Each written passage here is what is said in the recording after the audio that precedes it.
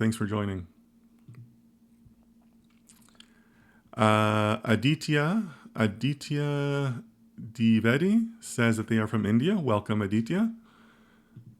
And Julian again says, oh, also you're based in the U.S. Okay, so you're from Bogota, you're Colombian, but you're based in the U.S. Well, great. Good to have you here. I am Zubaid says that they are from Toronto, Canada. Wonderful. And are certificates worthwhile in AI? It depends. It depends on what you're looking to get the certificate in. Because, certificates are a funny thing because there's just so many different kinds. And in a way, I think that's what hurts them. Because if I don't know your particular certificate or have some sort of knowledge of it, and when I say I'm talking like I as a hiring manager, don't have knowledge of your particular certificate, then that certificate is not going to hold the same weight that you think it is on your resume, right?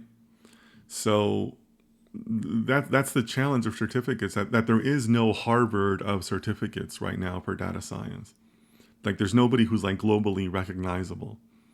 So yes, you can get the class and it'll give you some skills and things like that. Assuming it's a legitimate certificate program, there are some that are scams and things like that.